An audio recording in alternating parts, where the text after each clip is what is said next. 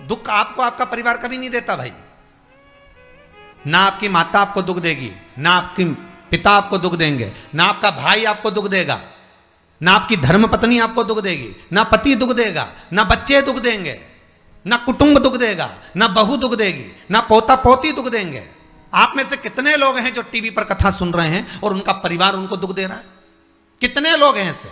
कभी विचार करना एकांत में बैठकर कि आपको ना आपकी पत्नी दुख दे रही है, ना आपको आपका पति दुख दे रहा है, ना आप अपने पति को तलाक दे रहे हो, ना आप अपनी पत्नी को तलाक दे रहे हो, ना आपका बेटा आपको दुख दे रहा है, ना आपकी बहू आपको दुख दे रही है, ना आपका कुटुंब के लोग, परिवार के लोग, भाई आपको दुख दे रहा है। ये कहीं नहीं हो सकता। भाई भी आपको दुख नहीं दे रहा, ना आपके परिवार वाले, ना नातेदार, ना रिश्तेदार, ना मित्र, ना सखा, ना दोस्त, कोई आपको दुख नहीं देता।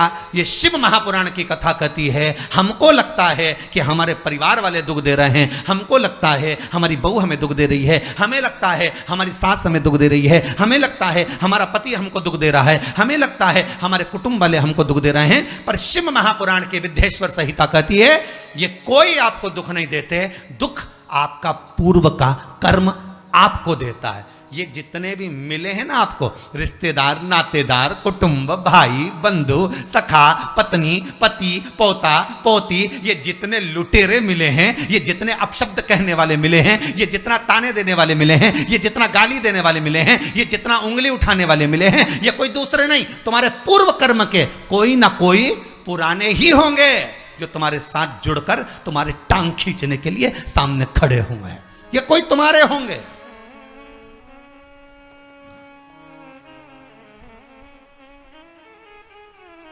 तो ये सब दिमाग से निकाल दीजिए आप, आपके ये चित्तवृत्ति बुद्धि से ये बात सब निकाल दो। जितने लोग कथा सुन रहे हैं ना, अपनी बुद्धि से निकाल देना कि मेरी बहू मुझे गाली दे रही है। हाँ, तूने किसी गाय को रोटी नहीं दी और दी भी होगी, दूसरी बार गाय आ गई होगी तो डंडा मार के भगा दिया, वही बहू आई है, वाणी के डंडे कुदा रही है।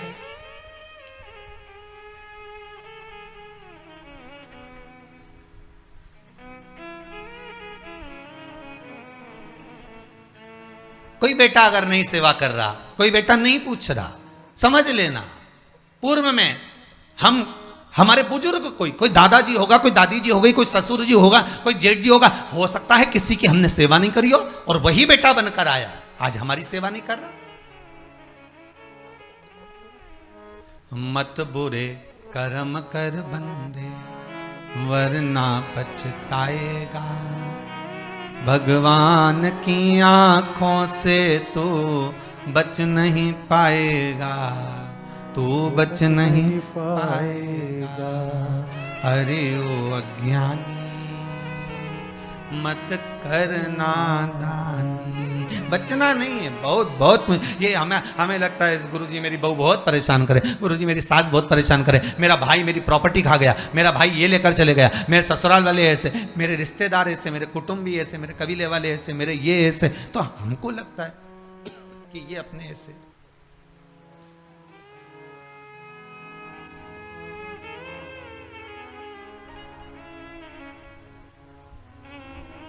हमको लग रहा है कि ये हमारे ऐसे हैं, हमारे को लूट रहे हैं, हमको ऐसा परेशान कर रहे हैं, हमको ऐसा कर रहे हैं, पर नहीं भाई। शिव महापुराण की कथा कहती है कोई हमको कष्ट नहीं देता। एक बार पहले भी कथा में कहा, आज फिर कह रहे हैं आपको महाराज, फिर कह रहे हैं, आज फिर कह रहे हैं।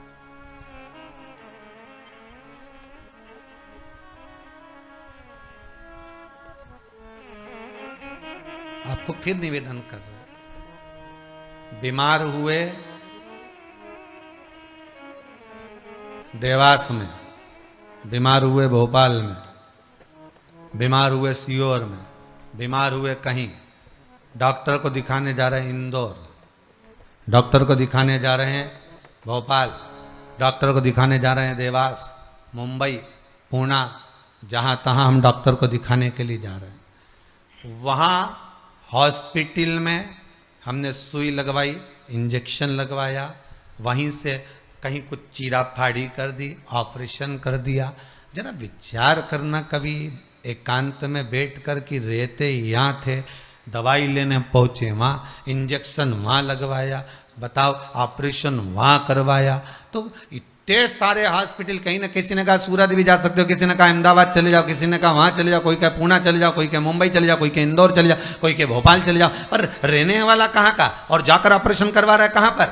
विचार करिएगा। रहने वाला कहाँ का और इंजेक्शन लगवा रहा है कहाँ जाकर? जरा विचार करिएगा।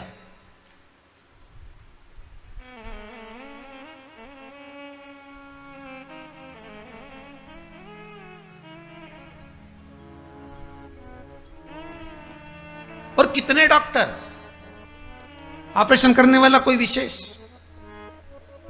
कितनी डॉक्टर सिस्टर, इंजेक्शन लगाने वाली कोई विशेष वहां बैठी है, उसको तुम नहीं पहचानते, वो आपको नहीं पहचानते। अभी अभी कोरोना का टीका लगवाया होगा, वैक्सीन लगवाई होगी, इंजेक्शन लगवाया होगा, कोरोना महामारी का लगवाया सबने। अब लगवाया तो उसमें आपके मन में विचार तो आया कि ना तो हम इस सिस्टर को पहचानते, ना हम इस डॉक्टर को पहचानते, गए और सुई लगवा के आ गए, पर उसने हमको कष्ट तो दिया, भले वो थोड़ा सा चुभाया पर कष्ट तो मिला। पर विचार करा कि ये क्यों मिली, कारण क्या था, इसी ने क्यों चुभाया? हो सकता है पूर्व में तुमने भी इसको कोई कष्ट दिया होगा, हिसाब बराबर करने के लिए यहां लाके छोड़ दिया। वो दुनिया के लोगों ने कहा है ना कि ये कोरोना महामारी को उपजने वाला, वो चीन के ऊपर लोगों ने कहा कि उन्होंने इस कोरोना महामारी को प्रकट कर, अब उनने तो कर दिया, उनने तो संसार में विनाश का कारण बना दिया, पर फिर प्रकृति ने क्या करा? आज की स्थिति में प्रकृति क्या कर रही है? फिर वो भी अंदाजा लगाओ। कहीं मालूम पड़े मिट्टी हवा में उड़ रही है, ऐसी उड़ रही है गीली कि सब गाड़ी ने बंगला सबके धो दिया उसने। फिर बचा कुचा था, पानी की बाढ़ आ गई। अगर हम दूसरे को कष्ट दे रहे हैं, हम दूसरे पर उंगली उठा रहे हैं, हमने एक उंगली अगर किसी पर उठा दी, हमने उंगली उठाकर कह दिया वो ऐसा है, उसने ऐसा करा, उसने वैसा करा, हमने एक उंगली उठा दी, भले तुम विद्वान हो, भले तुम्हारे में विद्वत्ता है, पर हम किसी पर अगर एक उंगली उठा रहे हैं तो ये 3 उंगलियां हमारे भीतर जा रही है कि अपने अंदर झांक कर देखो कि आप कैसे हो, अपने भीतर झांक कर देखिए कि आप में क्या तत्वता है। जो हम दूसरे में कुछ खोट देख रहे हैं तो हम में कितना खोट भरा होगा, हम में कितना कपट भरा होगा, तभी तो सामने वाला कपटी नजर आ रहा है। जैसा चश्मा लगाओगे सामने वाला व्यक्ति वैसा ही तो दिखेगा। लाल कलर का लगाओगे तो लाल दिखेगा, काला लगाओगे तो काला दिखेगा, पीला लगाओगे तो पीला दिखेगा। नेत्रों में जो काम, अगर अहंकार है तो अहंकारी दिखेगा, लोभ है तो लोभी दिखेगा, वासनावान है तो वासनावान दिखेगा, तृष्णावान है तृष्णावान दिखेगा, चोर है चोर दिखेगा, कपटी है कपटी दिखेगा, बेईमान है बेईमान दिखेगा, अज्ञानी है अज्ञानी दिखेगा। आपकी दृष्टि जैसी होगी सामने वाली की सृष्टि वैसी ही नजर आएगी, सामने वाला व्यक्ति आपको वैसा ही दिखेगा। आपका चित्त अच्छा है, आपका मन अच्छा है, आपके दिल अच्छा है, आपके भाव अच्छे हैं, सामने वाला भी वैसा ही नजर आएगा। भगवान कृष्ण ने भेजा था दुर्योधन को अच्छा ढूंढने के लिए, एक अच्छा नहीं मिला। युधिष्ठिर को भेजा था पूरी पृथ्वी पर से कोई बुरा व्यक्ति ढूंढ कर लाओ, युधिष्ठिर को बुरा नहीं मिला, क्योंकि उसकी युधिष्ठिर की बुद्धि में, चित्त में ये भरा था, उनकी वृत्ति में ये भरा हुआ था कि बुरा कोई है ही नहीं, संसार में कुछ ना कुछ अच्छाई दिखी जाएगी। बुरा जो देखन में चला बुरा न मिलिया कोई। हम देख रहे हैं, हम चित्तवृत्ति से, हम विचार,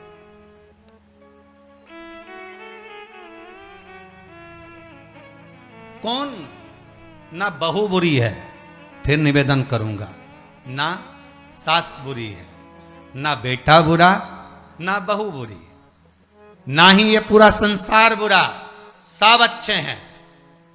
फिर बुरा क्या? अपना कर्म जो हम कर कर आए हैं, उस कर्म का भोग संसार में आकर भोगना पड़ेगा। एक रोटी भी हमको खाने को मिल रही है तो हमारे पूर्व के किए हुए कर्म के अनुसार मिल रही है। दुख भी अगर हमको मिल रहा है तो हमारे पूर्व के कर्म के अनुसार मिल रहा है। सुख भी मिल रहा है तो हमारे पूर्व के कर्म के अनुसार मिल रहा है। हम जैसा कर्म करें उसके अनुसार हमें फल मिल रहा है।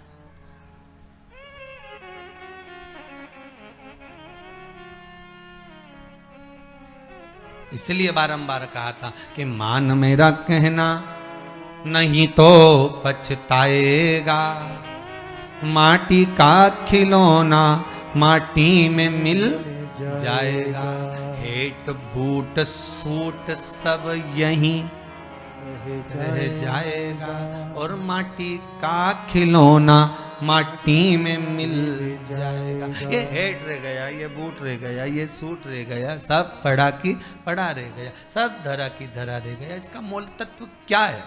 इसकी महत्वता क्या है?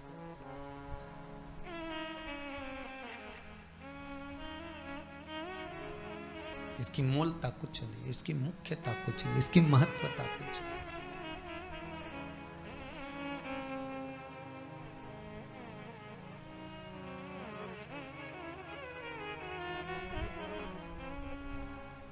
किले भोले का नाम,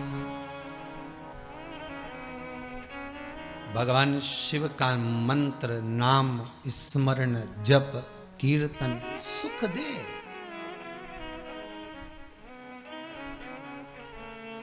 और वो सुख कोई साधारण नहीं हो सकता। वो सुख का आनंद, वो सुख का भाव बढ़ता चले जाता है, आनंद बढ़ता चले जाता है।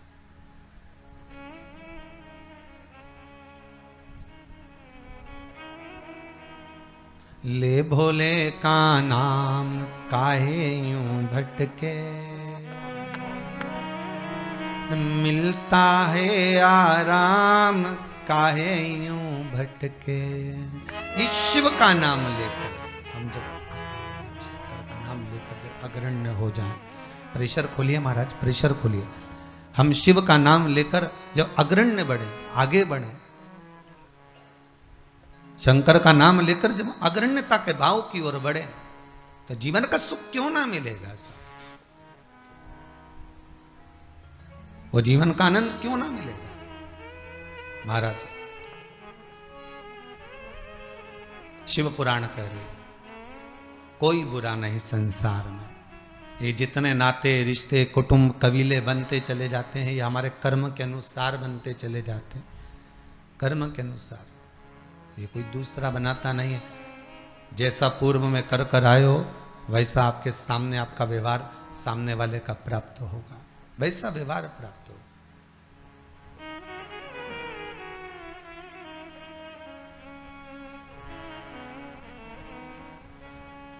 शिव पुराण कह रही है, शंकर की कथा कह रही है, शंकर का अनुमोदन कर रहा है महाराज।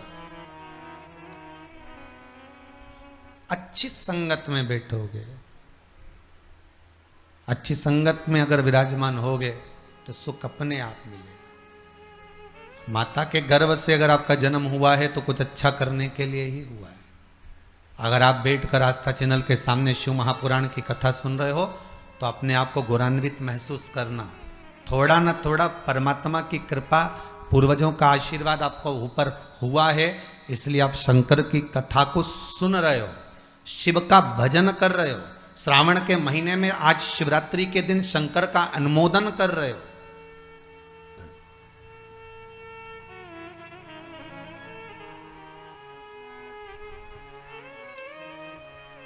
घर में 4 बहुएं होती हैं, 5 बहू होती है, 6 बहू होती है। सास 6 बहू को बोलती है कि जाओ पानी लेकर आओ, अरे बोलो जम के जरा, नहीं बोलती ना। सास किसी एक का नाम लेगी, ए बेटा, ए लाली, एक बहू का नाम लेगी और उसको पुकारेगी और पुकार कर कहेगी जरा मेरे लिए 1 गिलास पानी ला दे बेटा। बहू जाएगी, पानी ला कर देगी। अब सास ने वो 3 को क्यों नहीं बुलाया रे? अरे बोलो तो जम के, वो 3 से क्या सास की दुश्मनी थी? नहीं, वो भी रोज मिलती, वो भी रोज प्रणाम करती है, वो भी रोज नमन करती है, वो भी रोज ना रोज सास के पास जाकर बैठती हैं, वो भी सास उनको भी साड़ी देती है और सास उसको भी साड़ी देती है, सास उसको भी रकम देती है, उनको भी। पर एक को बुलाया आवाज लगाकर, ए बेटा, ए लाली, ए बहू, जरा इधर आ, और जिसका नाम लेकर बुलाया वो दौड़ कर आई और लाकर पानी दे दिया। पर सास इसी को क्यों बुलाती है? 4 बहू में से इसी बस बहू को आवाज क्यों लगाती है? बस उतना तुम अंदाजा लगा कर रखो कि सास इसी को ज्यादा क्यों बुलाती है, इसी से बात क्यों ज्यादा करती है। ना तो उसने कुछ दिया, ना इसने कुछ दिया, ना कोई बात। पर कुछ बहू में, 4 बहुओं में, 4 बेटे में कोई एक ऐसा होता है जिससे सास की अच्छी पटती है। उसी तरह भोलेनाथ भी परिवार में उसको देख लेता है जिससे शिव की अच्छी पटती है, उसी को बिठाता है कथा में।